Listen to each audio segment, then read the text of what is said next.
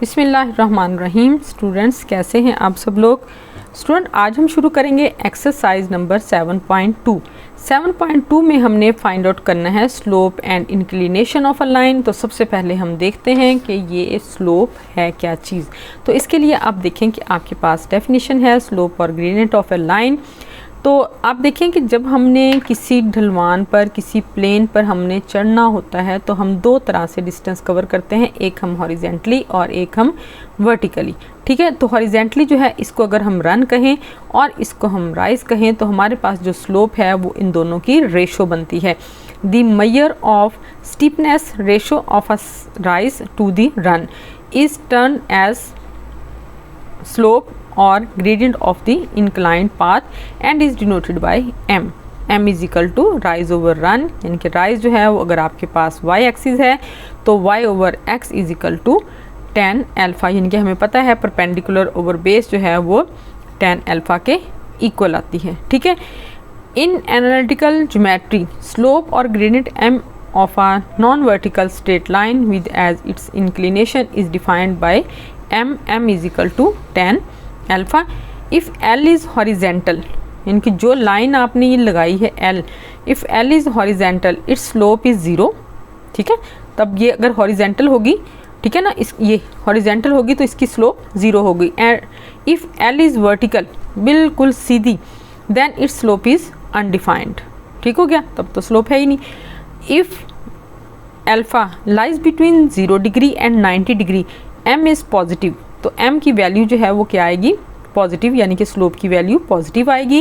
And if alpha lies between 90 and 180 degree then m is negative. ठीक है, इसका ये भी मतलब है कि अगर वो पहले वाले क्वाड्रेंट में फर्स्ट क्वाड्रेंट में आती है तो उसकी वैल्यू पॉजिटिव होगी, अगर वो सेकंड में आएगी तो उसकी वैल्यू जो है वो नेगेटिव होगी।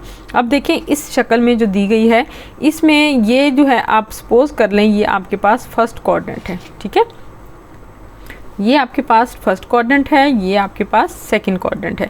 तो फर्स्ट क्वाड्रेंट में देखिए ऑल वैल्यूज़ जो हैं वो पॉजिटिव होती हैं, तो इसमें ये राइज है। ठीक है ना, ये जो है वो पॉजिटिव है, ऊपर की तरफ जा रहा है बच्चा। और जब आप देखें कि 90 में और 90 से अबव और 180 के दरमियान आएगा, यानी कि 90 और 180 के दरमियान आएगा, तब देखें वो नीचे की तरफ जो है उसका फ्लो है, यानी कि वो m की वैल्यू या स्लोप जो है वो आपकी नेगेटिव आएगी।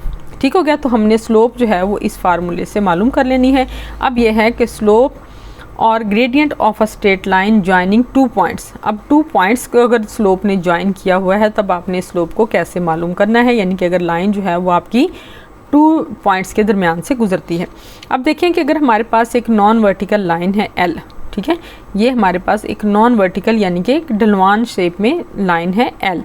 ठीक है, विद इंक्लिनेशन अल्फ़ा, ये अल्फ़ा के साथ जो है यहाँ पे अल्फ़ा इसका एंगल बन रहा है, यानी कि हम देखते हैं ना इंक्लिनेशन जो है वो 30 पे है, 45 पे, 60 पे, 90 पे, कितने पे है।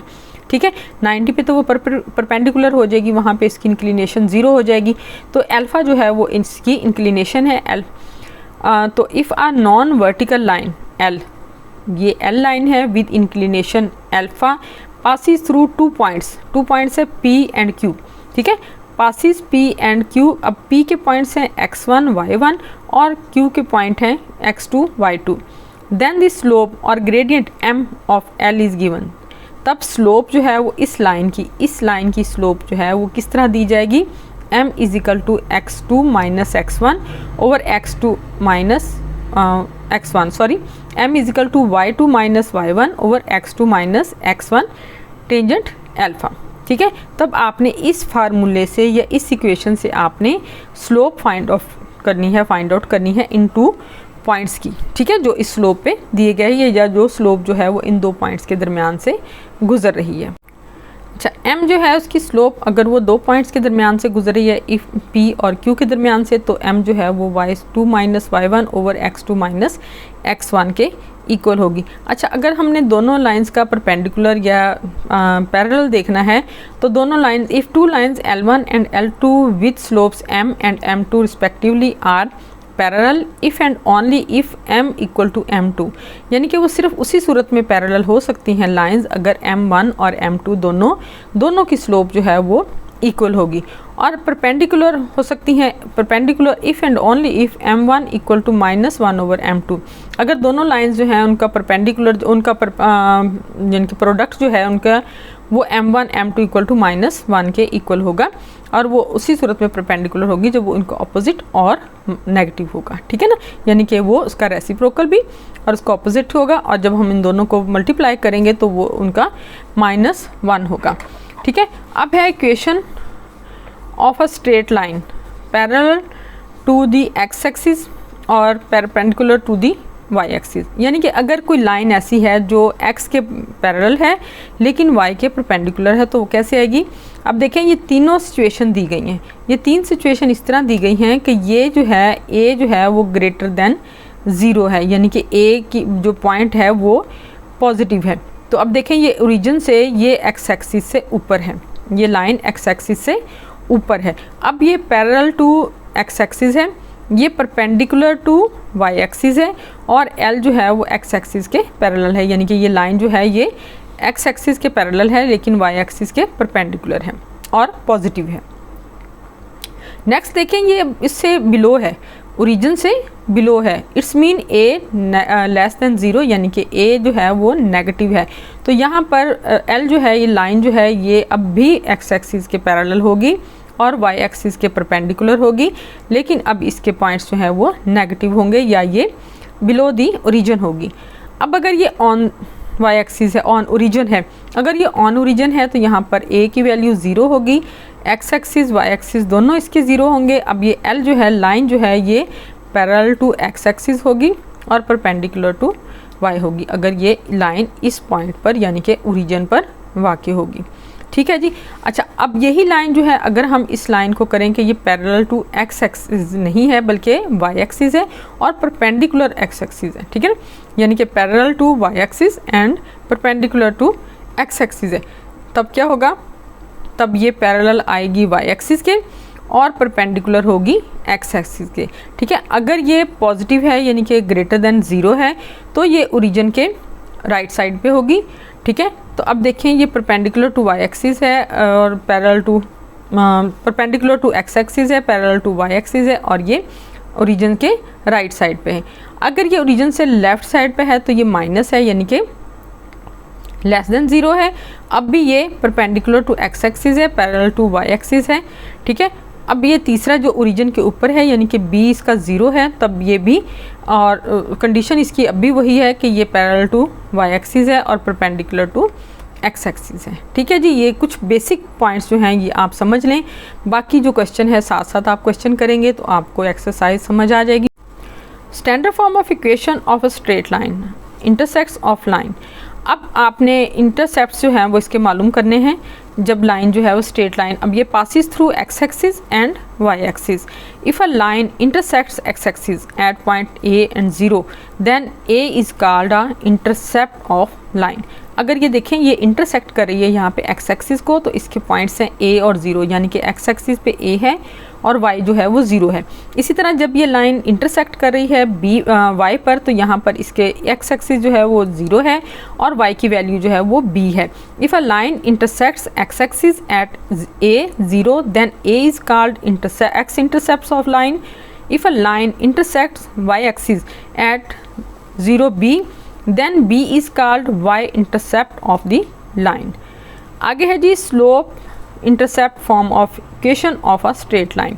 अब हमने इसकी स्लोप इंटरसेप्ट फॉर्म लेनी है इक्वेशन की कि इसको कैसे हमने बनाना है। अब देखिए हमारे पास जो स्लोप इंटरसेप्ट फॉर्म है वो है y is equal to M X plus C.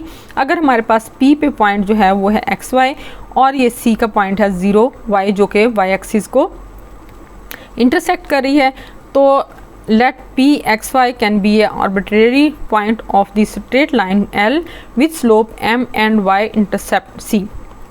As c 0 c and p x y line on the line, so the slope of the line is m is equal to y minus c over x minus 0 or y minus c equal to mx or y is equal to mx plus c is an equation of L. ये line जो है, ये equation जो है, ये हमने यहाँ पर परफॉर्म करनी है, ठीक है।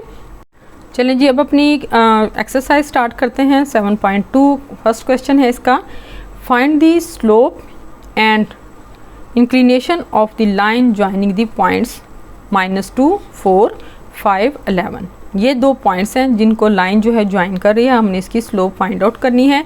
हमें पता है कि स्लोप जो है वो इक्वल टू m है, m is equal to y2 minus y1 over x2 minus x1 है। तो हम इसमें इसके पॉइंट्स जो हैं इनके वैल्यूज़ पुट कर देंगे, यानी कि y2 x2 हमारे पास ये है, x1 ये है, y2 ये है और y1 ये है। तो 11 माइनस 4 आ जाएगा, 5 माइनस -2 माइनस माइनस प्लस हो जाएगा, तो ये 5 + 2 7 आ जाएगा। 11 में से 4 माइनस करेंगे तो 7 आ जाएगा। 7/7 हमारे पास m की वैल्यू क्या आ जाएगी, 1। अब हमें पता है कि m जो है वो टेंजेंट अल्फ़ा इक्वल टू 1 है, यानी कि ये टेंजेंट अल्फ़ा के इक्वल है। अभी मैंने आपको बताया कि m is equal to y2 minus y1 over x2 minus x1 equal to tangent alpha. ठीक है, ये m जो है ये टेंजेंट अल्फ़ा और ये दोनों तीनों वैल्यूज़ जो हैं वो सेम है और इक्वल हैं, तो ये आ जाएगी इसकी वैल्यू 1।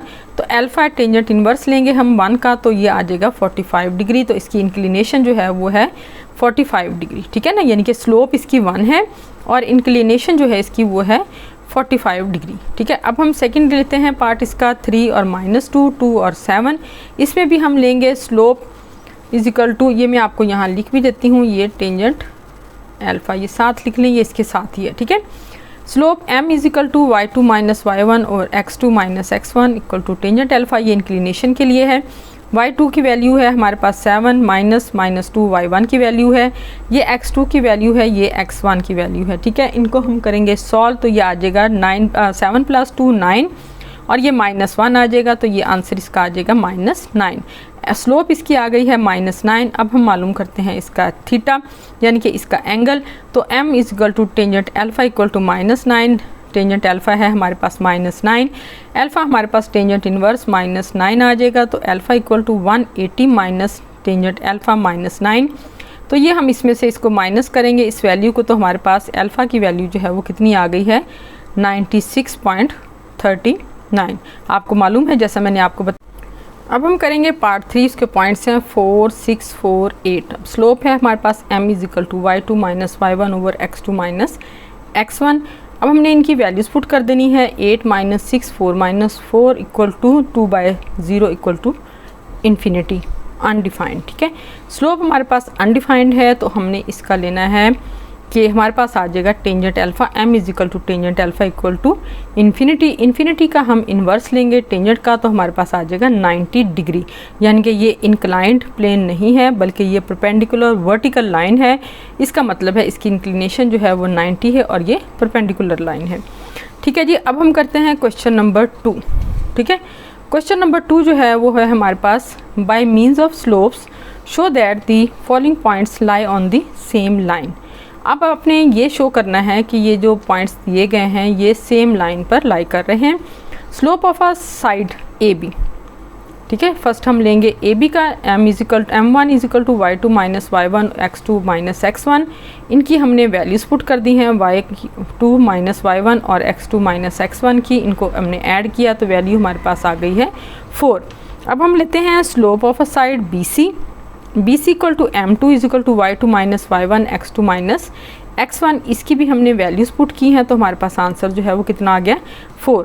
अब ये हमारे पास m1 और m2 जो दोनों हैं वो इक्वल हैं और दोनों की वैल्यू 4 है। इसका मतलब है a, b और c जो है वो एक ही लाइन पर लाई कर रहे हैं। ठीक है, नेक्स्ट है जी हमारे पास पॉइंट p 4 -5 है, Q के 7 5 हैं और R के 10 15 हैं। हमने इनको भी इसी तरह शो करना है, तो इसमें आ जाएगा slope of PQ equal to m1 equal to y2 minus y1 x2 minus x1। अब ये पॉइंट्स जो हैं हमने इनकी वैल्यूज़ पुट कर दी हैं, वैल्यूज़ पुट करेंगे हम, इनको ऐड करेंगे तो ये आ गया 10/3। इसी तरह हमने सेकंड ली है स्लोप QR की इक्वल टू m2, इसकी भी वैल्यू क्या लगाएंगे, y2 minus y1 over x2 minus x1। तो ये आ जाएगी m2 equal to y2 minus y1 x2 minus x1, 15 minus 5 और 10 माइनस 7, तो इसकी वैल्यू भी 10/3 आ गई है। ठीक है, अब हमारे पास m1 और m2 दोनों इक्वल हैं और दोनों की वैल्यू है 10/3। इसका मतलब है so the points p q r lie on the same line. ठीक है, इसका मतलब है तीनों पॉइंट्स जो हैं वो एक ही लाइन पर लाई कर रहे हैं, एक ही लाइन पर वाक़ई हैं। अब हम लेते हैं जी points l m n। L के पॉइंट्स हैं -4, 6, M के पॉइंट्स हैं 3, 8, n के पॉइंट्स हैं 10 और 10। ठीक है, सबसे पहले हम स्लोप मालूम करेंगे LM की, जो कि है m1 जो है y2 minus y1 over x2 minus x1। इसमें जस्ट हमने स्लोप फाइंड आउट करनी है, इसलिए हम टेंजेंट अल्फा नहीं लेंगे। तो m1 इक्वल टू ये हमने y2 और y1 की वैल्यू लगा दी, ये x2 और x1 की वैल्यू लगा दी, 2/7 आ गया। ठीक है, अब हम लेते हैं स्लोप mn की वैल्यू, जो कि है m2 और ये है भी y2 minus y1 x2 minus x1 है। इसकी हमने वैल्यूज़ पुट की, इसका आंसर आ गया 2/7। अब देखें दोनों पॉइंट्स जो हैं, दोनों स्लोप्स जो हैं m1 और m2 दोनों इक्वल हैं और दोनों की वैल्यू है 2/7। इट्स मीन के L, M and N lies on the same line. ठीक है, ये तीनों पॉइंट्स जो हैं वो एक ही लाइन पर वाक़ई हैं। अब हम लेते हैं फोर्थ पार्ट के पॉइंट्स हैं जी x, y and z। a 2b, y के हैं c a प्लस b और z के पॉइंट्स हैं 2c माइनस a और 2a। अब हमने स्लोप लेनी है सबसे पहले एक्स वाई की, यानी कि m1 लेंगे हम y2 minus y1, x2 minus x1 हमने ले लिया y2 a और a plus b minus 2b। ठीक है, यानी कि ये हमारे पास y2 है और ये हमारे पास y है, तो a plus b minus 2b। नीचे हम लेंगे c माइनस a, तो ये आ जाएगा हमारे पास m1 जो है वो a minus b over c minus a। अब हम लेंगे स्लोप वैल्यू जो है वो लेंगे हम yz की, ये आ जाएगा m2 equal to y2 minus y1 x2 minus x1। यहाँ हम m2 की वैल्यू लगाएंगे, ये आ जाएगी 2a minus a plus b। इसके हमने अंदर वाले साइन जो हैं वो चेंज करेंगे, तो ये 2a minus a minus b, 2c minus a minus c आ गया equal to a minus b और c माइनस a।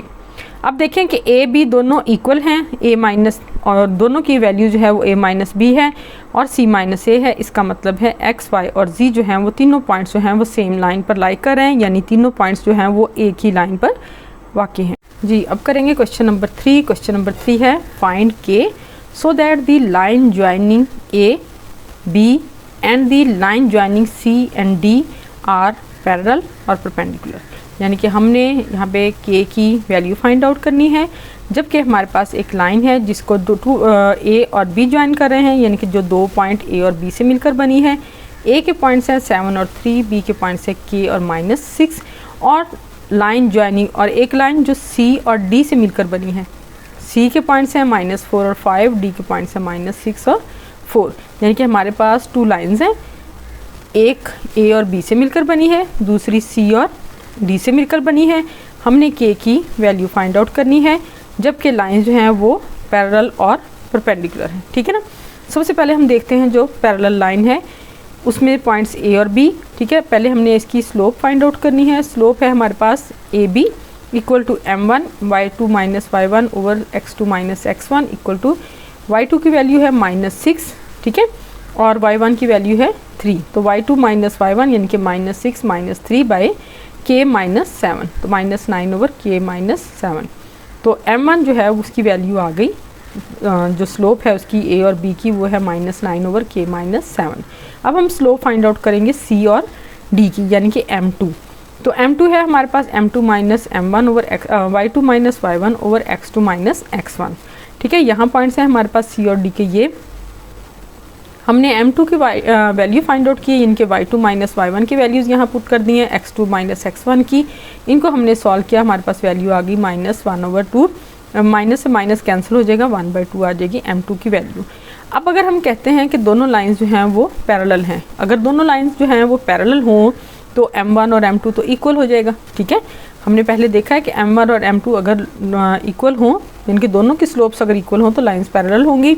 अगर हमारी लाइंस पैरेलल हैं तो ये दोनों m1 m2 दोनों इक्वल हैं, तो दोनों की वैल्यूज़ पुट कर दें, -9 over k minus 7 equal to 1/2। दोनों को हमने सॉल्व किया, इसको इससे मल्टीप्लाई करेंगे, इसको इससे मल्टीप्लाई करेंगे, तो हमारे पास आ जाएगा k माइनस 7 इक्वल टू -18।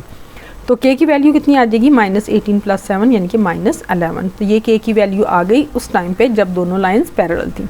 अब हम देखते हैं कि जब लाइंस परपेंडिकुलर होंगी, अगर परपेंडिकुलर होंगी तो आपको मालूम है कि m1 equal to -1 over m2 आएगा। ठीक है, यानी कि दोनों का प्रोडक्ट जो है वो -1 के इक्वल होगा।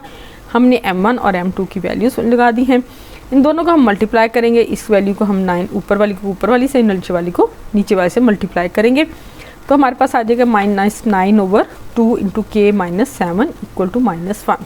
ठीक है, अब हमने लेनी है इसकी m1 की और ये m2 की वैल्यू थी।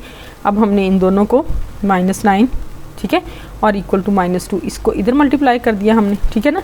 तो -9 इक्वल टू -2 और k -7 आ गया, ठीक है जी। ये हमने इसके साथ जब मल्टीप्लाई किया तो हमारे पास ये वैल्यू आ गई। अब देखिए इसको इससे मल्टीप्लाई करेंगे तो माइनस से माइनस कट गया, 9 इक्वल टू 2k -14, 14 जो है वो इधर ऐड हो जाएगा 9 के साथ, तो 2k इज इक्वल टू 9 + 14 आ जाएगा। अच्छा, 2k इक्वल टू 9 + 14 आ गया। इन दोनों को हमने ऐड किया तो हमारे पास वैल्यू आ गई 23, यानी कि 2k इक्वल टू 23 और k की वैल्यू आ जाएगी 23/2। तो हमने k की वैल्यू फाइंड आउट की है जब दोनों लाइंस जो हैं वो पैरेलल थी और जब दोनों लाइंस परपेंडिकुलर थी। अब हम करते हैं क्वेश्चन नंबर 4। क्वेश्चन नंबर 4 है using slopes show that the triangle with its vertices a, b and c is a right angle triangle. यानी कि अगर एक ट्राइंगल के वर्टिसेस a, b और c हैं तो हमने शो करना है कि वो राइट एंगल ट्राइंगल है। अब देखें कि a पॉइंट है इसका 6, 1, b है 2, 7 और c है -6, -7। तो सबसे पहले हम लेते हैं slope of a b equal to m1 y2 - y1 over x2 - x1, ठीक है। इनकी वैल्यूज़ हमने पुट कर दी। m1 की वैल्यू है 7 - 1 और 2 - 6, तो ये आ जाएगा 6 ओवर -4 इक्वल टू -3/2। ये आ गई m1 की वैल्यू। अब हम लेते हैं BC की स्लोप यानी कि m2। इसमें भी हम वही फार्मूला लगाएंगे m2 का, ठीक है। वैल्यूज़ पुट की हमने, सॉल्व किया तो ये आ गया हमारे पास 7/4। थर्ड हमने ली है स्लोप ऑफ AC। AC है m3, इसमें हमने फार्मूला लगाया, वैल्यूज़ पुट की और इसकी वैल्यू आ गई 2/3, ठीक है। आपने देखा कि m1 और m3 ये दोनों एक दूसरे के परपेंडिकुलर हैं, ठीक है ना। अगर m1 और m2 जो है इनकी वैल्यूज़ दोनों को हम मल्टीप्लाई करें तो ये -1 है, यानी कि ये दोनों लाइन जो हैं वो एक दूसरे के परपेंडिकुलर हैं। जब ये दोनों एक दूसरे के परपेंडिकुलर हैं और इनका प्रोडक्ट जो है वो -1 आ रहा है तो इसका मतलब है ये राइट एंगल ट्राइंगल है और इसके वर्टिसेस जो हैं वो A पर जो है वो 90 का एंगल है। अब हम करेंगे क्वेश्चन नंबर 5। क्वेश्चन नंबर 5 है जी, 2 pairs of points are given, find whether the 2 lines determined by these points are parallel, perpendicular और नन, ठीक है। हमें ये पॉइंट्स दिए गए, हमने ये देखना है कि इनसे जो लाइन बनेंगी वो आपस में परपेंडिकुलर होंगी, पैरेलल होंगी या कुछ भी नहीं होंगी। तो लेते हैं जी पॉइंट्स। पॉइंट है हमारे पास A 1 - 2, B लिया है हमने 2 4 और 3, C लिया है हमने 4 और 1 और D है हमारे पास -8 और 2, ठीक है जी। ये सबसे पहले हम स्लोप फाइंड आउट करेंगे AB की, यानी कि m1 y2 - y1 over x2 - x1। my की वैल्यूज़ हमने लगा दी हैं, y2 - y1 और x2 - x1, इनको कैलकुलेट किया, हमारे पास m1 की वैल्यू आ गई 6। अब हम लेते हैं स्लोप CD की, यानी कि m2 लिया हमने, y2 - y1 x2 - x1 और m2 की वैल्यू कैलकुलेट करने के बाद हमारे पास आ गई -1/12। अब देखिए m1 और m2 को जब हम दोनों को मल्टीप्लाई करेंगे तो हमारे पास जो है प्रोडक्ट आया -1/2। अब ये दोनों इक्वल भी नहीं है, ठीक है। जैसे m1 और m2 अगर इक्वल हों तो पैरेलल होंगी। अब देखिए m1 की वैल्यू ये है, m2 की वैल्यू ये है, इट्स मीन कि m1 m2 के इक्वल नहीं है। जब m1 m2 के इक्वल नहीं है और m1 m2 का प्रोडक्ट भी -1 के इक्वल नहीं है तो इसका मतलब है ये लाइंस जो हैं ये ना तो पैरेलल हैं और ना ही परपेंडिकुलर हैं, ठीक हो गया जी। अभी हम इसका B पार्ट करते हैं। B पार्ट में भी हमें पॉइंट्स दिए गए हैं A B C D, ठीक है। हमने ये पॉइंट्स ले लिए A B C D। अब हम लेंगे स्लोप AB की। AB की स्लोप ली है हमने m1 equal to y2 - y1 x2 - x1। हमने इनकी वैल्यूज़ पुट कर दी, m1 की वैल्यू हमने फाइंड आउट कर दी। अब हम लेते हैं m2, ठीक है, यानी कि slope of CD। Slope of CD ली हमने m2 भी equal to y2 - y1 over x2 - x1। हमने इनकी वैल्यूज़ पुट की, ठीक है, कैलकुलेट किया तो हमारे पास आ गए 2। अब देखें m1 जो है वो ये आया, m2 हमारे पास ये है, इसका मतलब है m1 m2 के इक्वल नहीं है और ना ही इन दोनों का प्रोडक्ट जो है वो -1 के इक्वल आ रहा है। इसका मतलब है ये दोनों लाइनें जो हैं ये ना तो पैरेलल हैं और ना ही परपेंडिकुलर हैं जी। बच्चों अब हम करते हैं क्वेश्चन नंबर 6। क्वेश्चन नंबर 6 है, find an equation of A है इसका part, the horizontal line through 7 - 9। अब देखिए ये हॉरिजॉन्टल लाइन है जो ये अलोंग x एक्सिस होगी, ठीक है। तो यहाँ पे y की वैल्यू हम निकालेंगे तो as line is a horizontal so slope equal m is equal to 0, यानी कि अगर वो हॉरिजॉन्टल है अलोंग x एक्सिस तो वो स्लोप जो है वो उसकी 0 होगी, वो स्लोप नहीं होगी, ठीक है। तो इसमें पॉइंट्स हैं हमने हमारे पास X Y equal to 7 minus 9 using point slope form. तो पॉइंट स्लोप फॉर्म क्या होती है, y minus Y one equal to M X minus X one. अब y माइनस वाई वन है, यहाँ पे हम y1 की वैल्यू लगा देंगे, इक्वल टू m की जगह हम 0 लगाएंगे।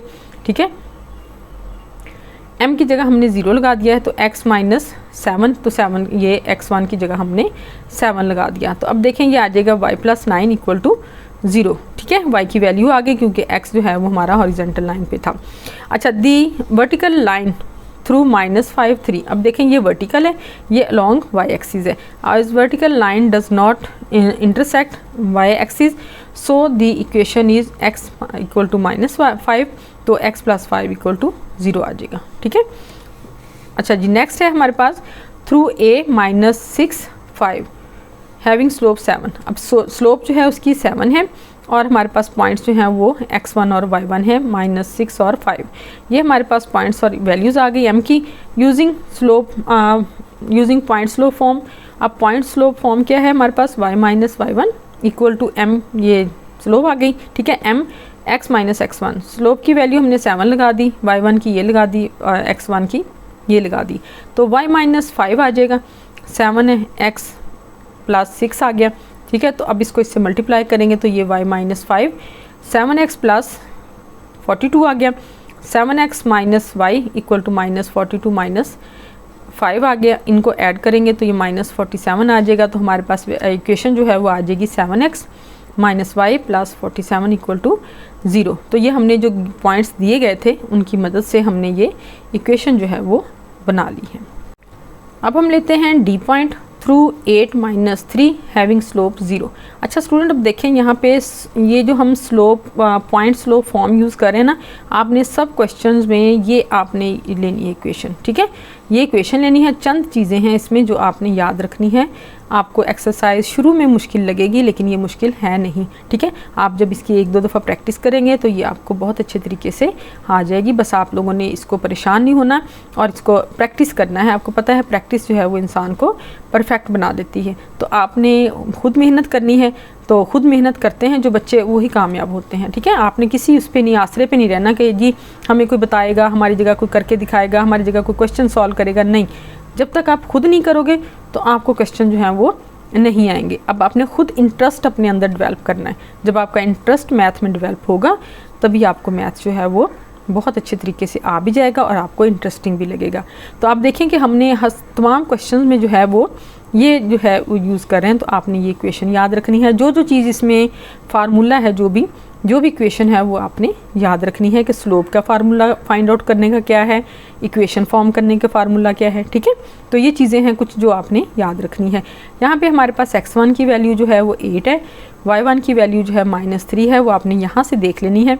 आपको पता है यहाँ फर्स्ट वैल्यू जो है वो x की होती है, सेकेंड वैल्यू जो है वो y की होती है। स्लोप जो है वो हमारे पास 0 है। ठीक है, m जो है वो स्लोप की वैल्यू है। अच्छा, using point slope form y minus Y one equal to m into X minus x1। अब इनकी वैल्यूज़ पुट कर दी हैं आपने। y माइनस ये y1 की वैल्यू है तो x माइनस 8 आ गया, तो ये आ जाएगा y plus 3 equal to 0। Next है जी E point through -8 5 having slope undefined. अच्छा, अब यहाँ पे जो है स्लोप तो है ही नहीं। आ slope is undefined, so line is vertical. हमने पहले पढ़ा है ना कि अगर लाइन वर्टिकल होगी इसका मतलब है उसकी स्लोप नहीं है। तो which only intersect x axis, जो सिर्फ एक्स एक्सिस को इंटरसेक्ट करेगी, वाई को नहीं। ठीक है, तो x इज इक्वल टू -8। ठीक है, ये इसकी वैल्यू है x प्लस 8 इक्वल टू 0। सही है, क्योंकि जब वो वर्टिकल है वो अनडिफाइंड है, उसमें तो y की वैल्यू नहीं है, वो y को इंटरसेक्ट ही नहीं करी, इसलिए हमने y का पॉइंट यहाँ पे नहीं लिया। अब है जी थ्रू -5 -3 एंड 9 -1। अब ये 2 पॉइंट में से वो कर रही है, तो हमने पहले स्लोप इसकी लेनी है। स्लोप के लिए फार्मूला ये है m is equal to y2 minus y1 x2 minus x1। इनकी हमने वैल्यूज़ पुट कर दी हैं, इनको कैलकुलेट किया है। कैलकुलेट करके हमारे पास आंसर आ गया 2/14 यानी कि 1/7। तो m की वैल्यू आ गई 1/7। अब हमारे पास पॉइंट्स जो हैं वो ये हैं -5 -3 और स्लोप है हमारे पास 1/7। तो हमने इनकी फॉर्म हेल्प से इक्वेशन जो है वो फॉर्म बनाई है। वो कुछ इस तरह है कि y minus Y one equal to m x minus x1। इनकी हमने वैल्यूज़ पुट कर दी हैं। वैल्यूज़ पुट की हैं, तो ये आ गया 1/7, इसको मल्टीप्लाई करेंगे, ठीक है। इधर आपने इसको मल्टीप्लाई कर दिया, दोनों साइड पे करेंगे तो इधर कैंसिल हो जाएगा, इधर आ जाएगा 7y + 3 = x + 5। तो ये 7y + 21 आ गया इक्वल टू x + 5 आ गया। अब ये जो है आपके पास y की वैल्यू इधर ले जाएं, 5 को आप इधर ले आए, ठीक है। x - 7y + 5 - 21 = 0 आ गया, यानी कि आपके पास इक्वेशन जो है वो आ गई x - 7y - 16 = 0। तो ये हमारी रिक्वायर्ड इक्वेशन है जी। नेक्स्ट है हमारे पास जी part, y intercept -7 and slope -5, ठीक है। y इंटरसेप्ट हमारे पास -7 है, m = -5 है, यानी कि c हमारे पास -7 है। मैंने आपको बताया था ना इक्वेशन फॉर्म करने के लिए जो, उसमें y इंटरसेप्ट c की वैल्यू है। Using slope intercept form y = mx + c, y = -5 किसकी वैल्यू है, m की, x + -7, तो ये आ जाएगा -5x - 7, तो आपके पास आ जाएगा 5x + y + 7 = 0। तो ये हमने इसकी इक्वेशन ड्राइव कर ली है। नेक्स्ट है जी x इंटरसेप्ट -3 है एंड y इंटरसेप्ट 4 है। अब a जो है वो -3 x इंटरसेप्ट है और b जो है वो y इंटरसेप्ट है। तो using intercept form x/a + y/b = 1। ये देखें कुछ इक्वेशंस हैं जो आपने याद करनी है। तो अब इसमें आ जाएगी a की वैल्यू x/-3 + y/4 = 1 आ जाएगा। तो यहाँ आ जाएगा -x/3 + y/4 = 1। तो अब यहाँ पे आपने जो है ये नीचे एलसीएम में है जो ये 12 है, ठीक है।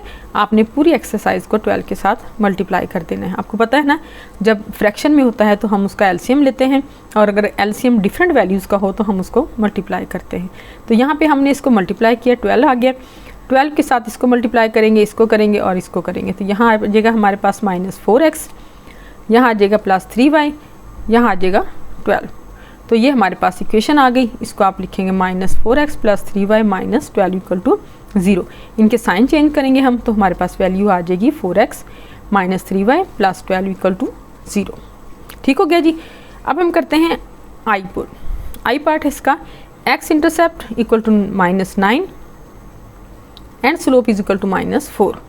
अब x इंटरसेप्ट जो है हमारे पास है और वो 9 है, तो हमारे पास x1 y1 = -9, 0 आ गया। स्लोप हमारे पास है -4।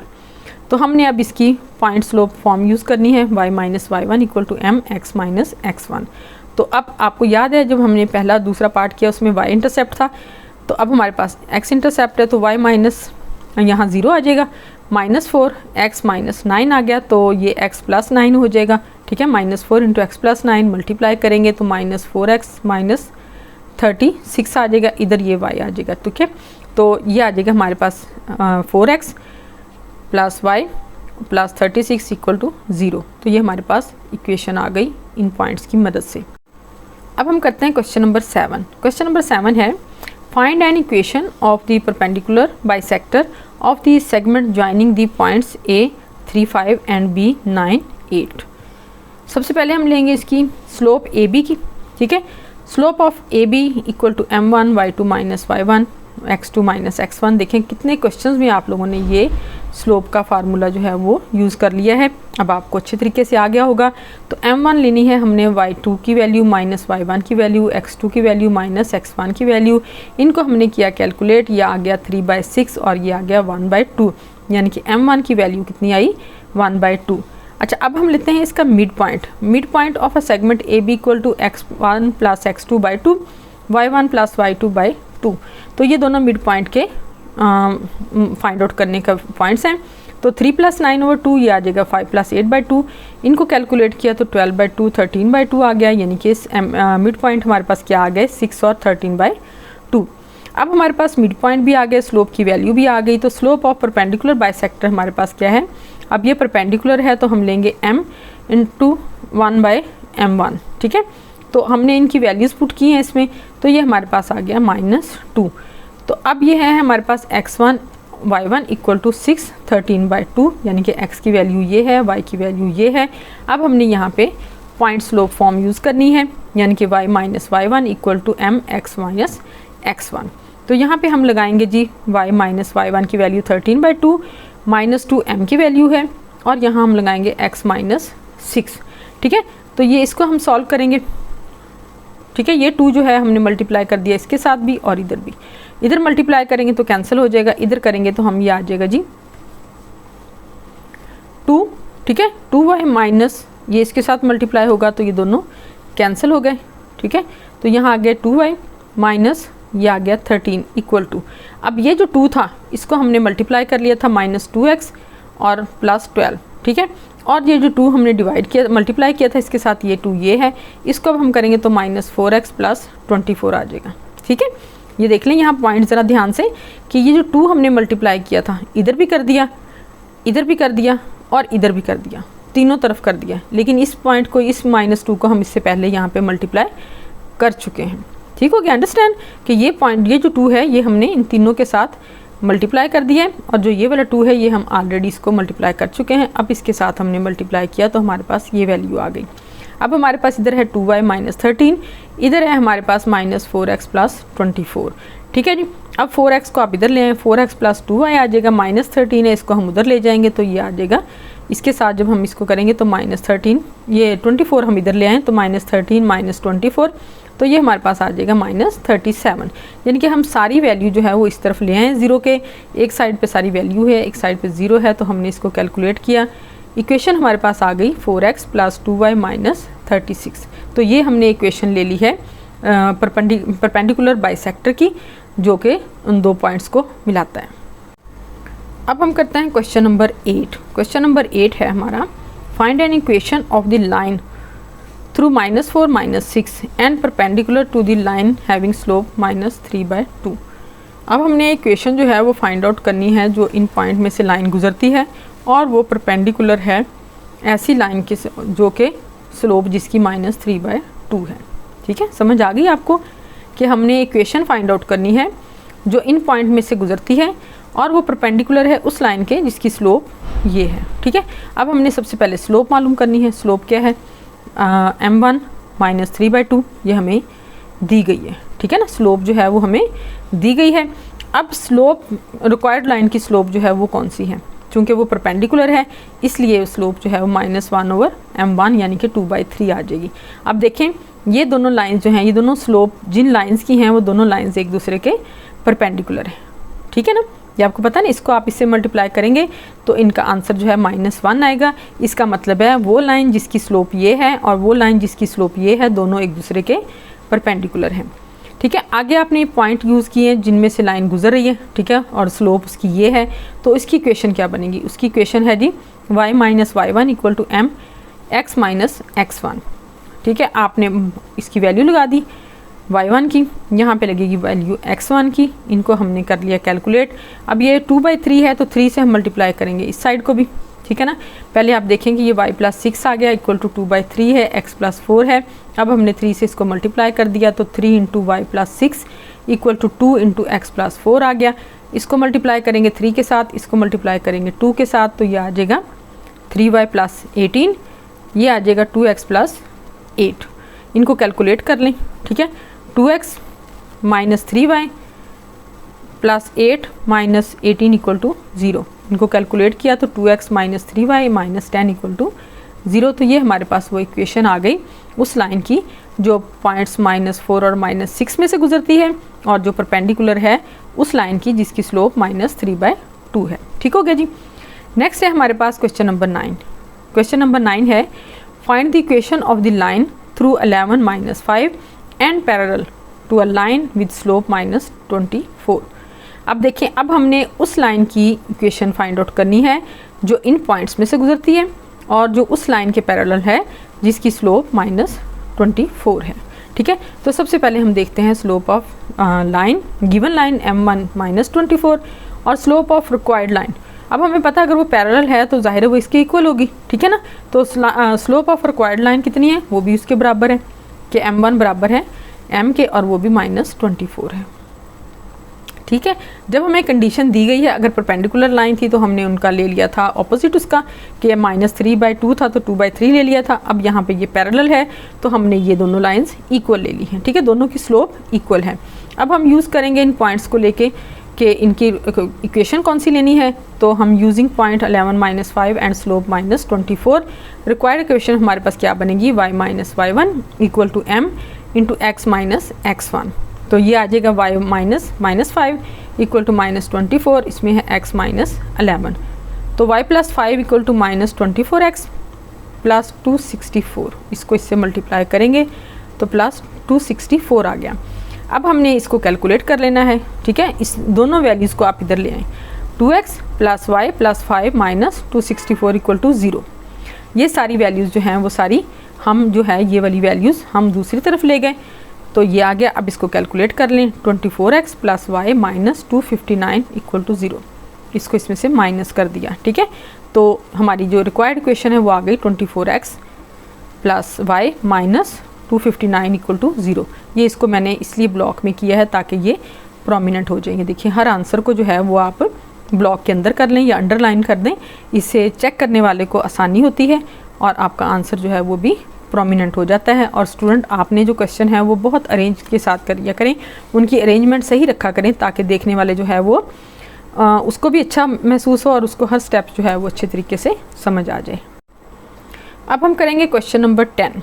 क्वेश्चन नंबर 10 है हमारा, convert each of the following equation into slope intercept form, two intercept form and normal form. यानी कि आपने दी गई इक्वेशंस को स्लोप इंटरसेप्ट फॉर्म में, टू इंटरसेप्ट फॉर्म में और नॉर्मल फॉर्म में कन्वर्ट करना है, ठीक है। तो लेते हैं सबसे पहले फर्स्ट इक्वेशन। फर्स्ट इक्वेशन है हमारी 2x - 4y + 11 = 0। तो इसमें सबसे पहले हमने y को जो है y की वैल्यू उसको हमने अलग करना है, ठीक है।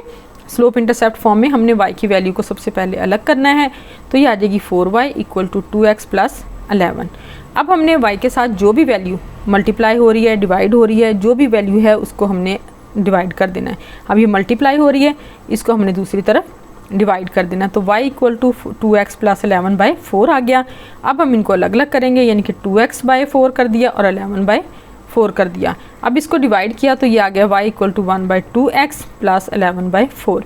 तो ये हमारे पास आ गई स्लोप इंटरसेप्ट फॉर्म, ठीक है। इक्वेशन की स्लोप इंटरसेप्ट फॉर्म आ गई। इसको चाहे आप अंडरलाइन कर लें, ब्लॉक में कर लें या ऐसे लिख लें, ठीक है।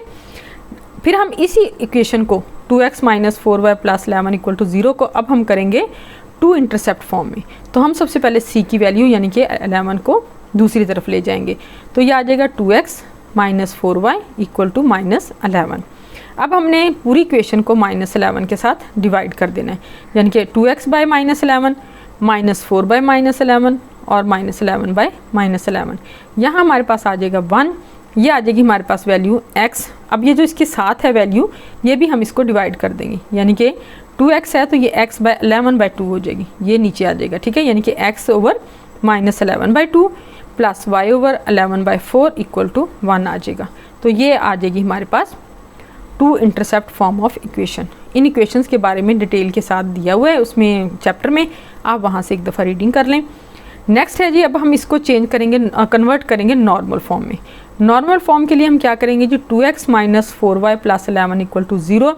इसमें हम सबसे पहले 11 को एक तरफ करेंगे, यह आ जाएगा -2x, ठीक है, -2x - 4 ये, ठीक है। अब ये देखें 11 इधर ऐसे ही है, पॉजिटिव वैल्यू है। इन दोनों वैल्यूज़ को हमने दूसरी तरफ किया, यानी कि ये 2x था तो -2x आ गया, ये -4y था तो +4y आ गया, = 11 आ गया। अब इसमें a की वैल्यू कौन सी है जी, 2 है, b की वैल्यू कौन सी है जी, 4 है। अब आपने क्या करना है, इन वैल्यूज़ को, ये -2 है, अब इन दोनों वैल्यूज़ को आपने a² + b² अंडर रूट कर देना है, ठीक है ना, √a² + b²। तो ये आ जाएगा -2 का स्क्वायर + 4 का स्क्वायर, यानी कि 4 + 16 = √20 और √20 को लिखें आप 2 √5। अब आपने इन तीनों वैल्यूज़ को 2 √5 यानी कि a² + b² के अंडर रूट से डिवाइड कर देना तीनों को, ठीक है। देखें, दोबारा देख लें, इक्वेशन ली है, उसमें आपने ये c को और ab को अलग कर दिया। ab को आपने इस तरह a² + b² अंडर रूट ले लिया, उसकी वैल्यू ले ली, आपने तीनों वैल्यूज़ को इस पर डिवाइड कर दिया। डिवाइड करने के बाद सॉल्व किया आपने, ये 2 के साथ कैंसिल हो गया, ये इसके साथ कैंसिल हो गया, तो आपके पास आ गया -x/√2 √5, यहाँ आ जाएगा आपके पास 2y बाई √5, यहाँ आ जाएगा 11 बाई 2 √5। ठीक हो गया जी। अब आपने जो पीछे इसकी नॉर्मल फॉर्म दी गई है उसमें है cos अल्फ़ा इक्वल टू -1/√5। ठीक है, यानी नॉर्मल फॉर्म के अकॉर्डिंग हमने ये इक्वेशन यूज़ करनी है, cos अल्फ़ा इक्वल टू -1/√5 यानी कि x की वैल्यू। ठीक है, y की वैल्यू करेंगे cos अल्फ़ा इक्वल टू 2/√5 और p की वैल्यू है 11/2 √5। p जो है ये परपेंडिकुलर है। ठीक है, तो ये परपेंडिकुलर इस तरह है, यानी कि आपके पास अगर ये स्लोप है, ये स्लोप इस तरह जा रही है, ठीक है, जो गुजर रही है पॉइंट से a और b यानी कि cos अल्फ़ा और cos बीटा उसमें, तो ये परपेंडिकुलर ये है आपके पास। इसका डिस्टेंस जो है ना ओरिजिन से इस लाइन का जो डिस्टेंस है वो इसका ये परपेंडिकुलर, ठीक है ना, ये p, ये जो p है ये चीज़ है। ठीक है, अगर एक लाइन जो है वो x एक्सिस को भी और y एक्सिस को भी इंटरसेक्ट कर रही है तो आपने ये जो पॉइंट में से लाइन गुजरती है उसका आपने ओरिजिन से डिस्टेंस जो फाइंड आउट करना है वो ये परपेंडिकुलर जो है वो उस डिस्टेंस को शो करता है। ठीक है, तो cos अल्फ़ा जो है वो हमारे पास क्या था, -1/√5।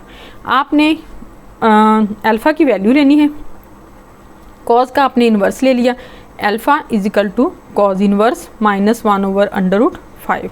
ठीक है, आपने इसकी वैल्यू ली सबसे पहले -1/√5 की, ये आ गई हमारे पास 63.43। ठीक है जी। अब ये चूंकि माइनस है, ये वैल्यू जो है ये माइनस है। ठीक है, आपको पता है माइनस वाली वैल्यूज़ जो हैं जो 90 और 180 के बिटवीन होती हैं। ठीक है, वो वैल्यूज़ जो 90 और 180 के बिटवीन लाई करती हैं वो माइनस होती हैं वहाँ पे। तो हमने क्या करना है, उसको 180 में से माइनस कर देना है। ठीक है, हमने पहले भी एक क्वेश्चन किया है, वहाँ मैंने आपको बताया था कि अगर आपके पास स्लोप जो है वो नेगेटिव होगा तो आपने वो सेकंड क्वाड्रेंट में होगा और वो 190 और 180 के दरमियान में लाई करेगा, तो इसलिए हम उसको 180 में से माइनस करेंगे। तो 180 में से हमने 63.43 को माइनस किया तो हमारे पास आ गया 116.57। ये हमारे पास इंक्लिनेशन एंगल या एंगल हमारे पास अल्फ़ा आ गया। ठीक है, अब देखें कि x जो है, अब ये वाली लाइन जो आपके पास इक्वेशन वाली है कि x cos alpha plus y cos alpha equal to p। ठीक है, ये आप लिख लें यहाँ पे कि cos alpha, x cos alpha plus y sin alpha equal to p। ये हमारे पास नॉर्मल लाइन की इक्वेशन की नॉर्मल इक्वेशन की फॉर्म है। ठीक है, इसमें हमने अल्फ़ा की वैल्यूज़ पुट कर देनी है, यानी कि x cos 116.57 plus y sin 116.5 equal to 11/2 √5। तो ये हमारे पास वो लेंथ आ गई है परपेंडिकुलर की, यानी कि 11/2 √5। ठीक है, ये वो लेंथ है हमारे पास जो कि ओरिजिन से परपेंडिकुलर की उस लाइन तक है जो लाइन इनमें से गुजरती है। अब हम करेंगे इसका बी पार्ट। बी पार्ट में भी हमें इक्वेशन दी गई है 4x + 7y - 2 = 0। सबसे पहले हमने इसकी स्लोप इंटरसेप्ट फॉर्म लेनी है। स्लोप इंटरसेप्ट फॉर्म के लिए हम सबसे पहले क्या करेंगे, हम y की वैल्यू को बाहर ले लेंगे। अगर यहाँ पे y है, 7y है, इन दोनों वैल्यूज़ को हमने एक साइड पे कर लिया, -4x + 2, 7 से हमने दोनों तरफ डिवाइड कर दिया है, y = -4x + 2/7 आ गया। 7 को हम -4/7x + 2/7 करेंगे, ये हमारे पास फॉर्म आ जाएगी स्लोप इंटरसेप्ट फॉर्म। ठीक है, अब हम करेंगे 2 इंटरसेप्ट फॉर्म। उसके लिए हमने 4x + 7y - 2 = 0 है, 2 को इधर ले जाएं।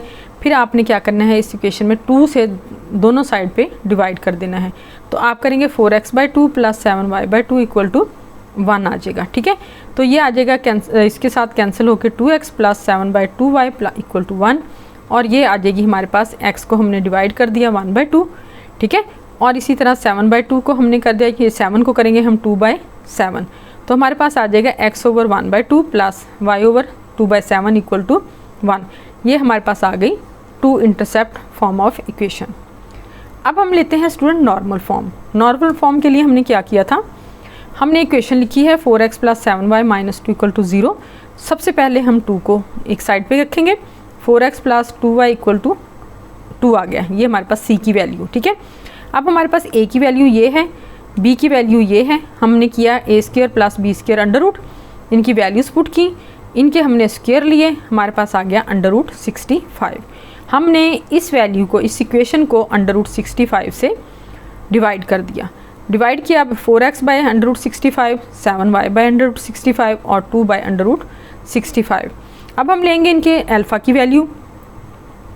अल्फ़ा की वैल्यू के लिए हम करेंगे cos alpha equal to 4 by √65, sine alpha equal to 7 by √65। अच्छा ये देखिए, ये cos अल्फ़ा आया कैसे है, a की value by a² plus b² under root, ठीक है ना, इस तरह ये वैल्यू आई। इसी तरह साइन अल्फ़ा की वैल्यू आ गई, ये हमारे पास आ गई p की वैल्यू। अब cos अल्फ़ा की वैल्यू जो है वो हमारे पास है 4 बाय √65, तो हम क्या करेंगे, इसका इन्वर्स ले लेंगे, यानी कि alpha equal to cos inverse 4 by 65। हमने 65 अंडर रूट की वैल्यू ली है, इसको हमने 4 पे डिवाइड किया, हमारे पास ये वैल्यू आ गई। ये आपने कैलकुलेटर से करना है, ठीक है। सबसे पहले आपने अंडर रूट का बटन प्रेस करना है, फिर 65 का आपके पास ये वैल्यू आ जाएगी, फिर आपने 4 को इस पर डिवाइड कर देना है, आपके पास ये वैल्यू आ गई। आपने साइन इन्वर्स का बटन दबाना है, फिर ये वैल्यू लिखनी है, आपके पास अल्फ़ा की वैल्यू आ गई, ठीक है। अब ये अल्फ़ा की वैल्यू आ गई। अब देखें हमारे पास ये वैल्यू पॉजिटिव थी, हम इसको एज इट इज़ लिख लेंगे, यानी कि हम इसको अब 180 में से माइनस नहीं करेंगे, ठीक है। आपने देखा लास्ट क्वेश्चन में, लास्ट पार्ट में हमने उसको, वो नेगेटिव वैल्यू थी और हमने इसको 180 में से माइनस किया था, लेकिन ये पॉजिटिव वैल्यू है, इसको हम एज इट इज़ लिख लेंगे। और ये आपको मैंने जैसे बताया था कि ये परपेंडिकुलर का डिस्टेंस है, ये लाइन जो है। अब p जो है ये इस लाइन का, इस लाइन की मेजरमेंट है, जो कि ओरिजिन से इस लाइन तक का डिस्टेंस है। तो हमारे पास जो नॉर्मल फॉर्म है इक्वेशन की वो क्या है, x cos alpha plus y sine alpha equal to p। तो ये p की वैल्यू है, ये अल्फ़ा की वैल्यू है, ये हमने लगा दी है। तो हमारे पास जो लेंथ आई है p की वैल्यू कितनी आई है, length of perpendicular from origin to the line equal to 2 by √65, ठीक है। यानी कि उस परपेंडिकुलर की लेंथ है जो लाइन से ओरिजिन तक का है। तो ये इसकी नॉर्मल फॉर्म है। हमने इसको इक्वेशन को तीनों फॉर्म में कन्वर्ट कर दिया है, यानी कि इंटरसेप्ट फॉर्म में और 2 पॉइंट इंटरसेप्ट फॉर्म में और नॉर्मल फॉर्म में, ठीक है। अब हम लेते हैं तीसरी इक्वेशन। तीसरी इक्वेशन है जी हमारे पास 15y minus 8x plus 3 equal to 0। तो सबसे पहले हम इसको करेंगे स्लोप इंटरसेप्ट फॉर्म में, यानी कि 15y आ गया हमारे पास, 8x माइनस 3 हमने एक तरफ कर लिया, y के साथ 15 मल्टीप्लाई हो रहा है, इसको हमने डिवाइड कर दिया। देखिए सारी उसमें एक ही तरह की इक्वेशन है, तीनों क्वेश्चन में आप एक दफ़ा अच्छे तरीके से अगर इसको कर लेंगे तो आपके लिए बाकी जो 2 क्वेश्चन है वो इजी हो जाएंगे। तो अब आपने 15 पे डिवाइड किया, अब 8x बाई 15 माइनस 3 बाई 15, तो ये हमारे पास जो है ये आ गई y equal to 8/15x minus 3/15, ये स्लोप इंटरसेप्ट फॉर्म आ गई, ठीक है। अब हम करेंगे 2 point intercept, 15y minus 8x plus 3 equal to 0। अब इसमें 3 जो है ये एक साइड पे चली जाएगी, वैल्यू 3 इधर आ जाएगा, ठीक है। तो ये आ जाएगी minus 15y plus 8x equal to 3। 3 ऐसे एज इट इज़ है, पॉजिटिव है। बाकी इक्वेशन को हम दूसरी तरफ ले गए, तो इसको अब हमने 3 पे पूरी इक्वेशन को डिवाइड कर दिया। डिवाइड करने से हमारे पास वैल्यू आ गई minus 15/3y plus 8/3x equal to 3/3, cancel हो गई। तो minus 15/3y plus 8/3x equal to 1, ठीक है जी। अच्छा ये थी, अब हमारे पास 8/3x minus 5y equal to 1, ठीक है। तो अब आपने इसको लिख देना है, 8 को इससे डिवाइड कर देना है, यानी कि x/3/8 plus y/-1/5 equal to 1। तो ये इक्वेशन जो है, ये फॉर्म जो है, ये आपके पास आ गई 2 इंटरसेप्ट फॉर्म ऑफ इक्वेशन। अब जी तीसरा क्या है मेथड, तीसरा ये है, इसको हमने नॉर्मल फॉर्म में कन्वर्ट करना है। नॉर्मल फॉर्म में कन्वर्ट करने के लिए हमने इक्वेशन लिखी है, इक्वेशन में से हमने 3 इधर रहने दिया, बाकी इक्वेशन को हम दूसरी साइड पे ले गए। हमने क्या किया, ये a है ये b है, हमने इन दोनों की वैल्यूज़ को इनके स्क्वायर लिए, अंडर रूट लिया, हमने इनके स्क्वायर लेके उसको ऐड किया, हमारे पास आ गया 289 और इसका स्क्वायर रूट लिया तो आ गया 17। हमने इस पूरी इक्वेशन को 17 के साथ डिवाइड कर दिया, ठीक है। हम इस वैल्यू के साथ डिवाइड करते हैं तो अब हमारे पास वैल्यू है 17, तो हमने इस इक्वेशन को 17 से डिवाइड कर दिया। तो अब हमारे पास वैल्यू है 8x/17, 15y/17 और 3/17। अब हम लेते हैं जी cos अल्फ़ा। cos अल्फ़ा किसके इक्वल है, a/a² प्लस b² के, साइन अल्फ़ा है b/a² प्लस b² के।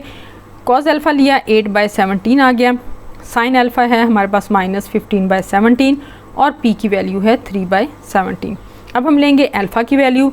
अल्फ़ा की वैल्यू आप किसी तरह भी ले सकते हैं, चाहे आप साइन से ले लें, चाहे आप कॉस से ले लें। तो कॉस से ली है हमने वैल्यू इसकी, हमने लिया इसका इन्वर्स 8/17। 8 को 17 पे डिवाइड करके हमारे पास आ गई ये वैल्यू। इसका हमने ले लिया कॉज इन्वर्स, यानी कि आपने इसको कॉज इन्वर्स लेके ये वैल्यू लिखेंगे तो आपके पास ये वैल्यू आ जाएगी। ठीक है जी। अब ये हमारे पास वैल्यू आ गई, तो आप देखें कि ये वैल्यू जो है ये हमने ये 270 से अबव, तो ये आ जाएगी 360 माइनस 61.90 डिग्री। तो ये 90 डिग्री जो है ये इसमें से हम 290 डिग्री इसमें से हमने माइनस किया तो हमारे पास आ गया 298.07 डिग्री। तो ये हमारे पास रिक्वायर्ड नॉर्मल फॉर्म है। चूँकि x cos 298 plus y sin 298 degree equal to 3/17, तो 3/17 जो है ये p की वैल्यू है, यानी कि परपेंडिकुलर की लेंथ है ओरिजिन से लेकर उस लाइन तक। ठीक है जी।